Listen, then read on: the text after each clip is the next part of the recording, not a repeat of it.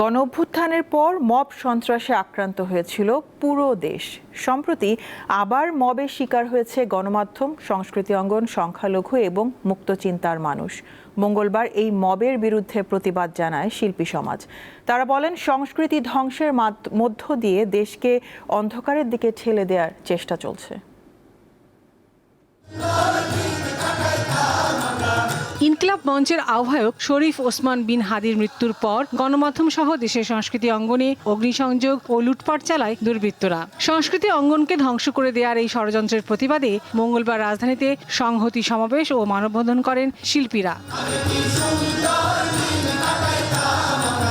ছায়ানট ভবনে সহিংস আক্রমণের প্রতিবাদে গানে গানে সংহতি সমাবেশের আয়োজন করে ছায়ানট। মঙ্গলবার বিকেলে ছায়ানট ভবনের সামনে বিদ্যায়তনের শিক্ষক, শিক্ষার্থী ও অভিভাবকরা এই সংহতি সমাবেশে অংশ নেন।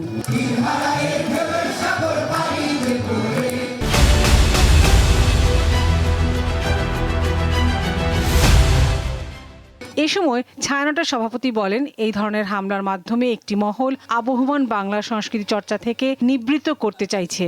এগুলো বাঙালি জাতিসত্তার ওপর আঘাত। এমন পরিস্থিতিতে আমাদের নিজ নিজ ক্ষেত্রে যোগ্য কর্মোদ্যোগ গ্রহণ জাতিসত্তা ও সংস্কৃতি সুরক্ষায় সমাজকে সক্রিয় করে তুলবে। নিরাপত্তাহীনতার অবসান ঘটুক, বাঙালি সংস্কৃতির যাত্রা পথ নির্বিঘ্ন হোক। রাজধানীর সোবহানবাগে মব সন্ত্রাসের বিরুদ্ধে মানববন্ধন করে নিপীড়ন বিরোধী শিল্পী সমাজ। বিভিন্ন পোস্টার হাতে তারা সহিংসতার বিরুদ্ধে প্রতিবাদ জানান।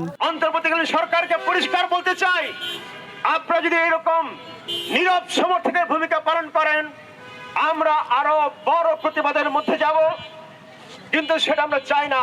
আমরা চাই আপনারা দায়িত্ব নিয়ে, জনগণ যেই দায়িত্ব আপনাদেরকে দিচ্ছে, এই দায়িত্ব পরিষ্কারভাবে যথাযথভাবে পালন করবেন। সুষ্ঠু নির্বাচনের মধ্য দিয়ে একটা গণতান্ত্রিক রূপান্তরের পক্ষে কাজ করবেন।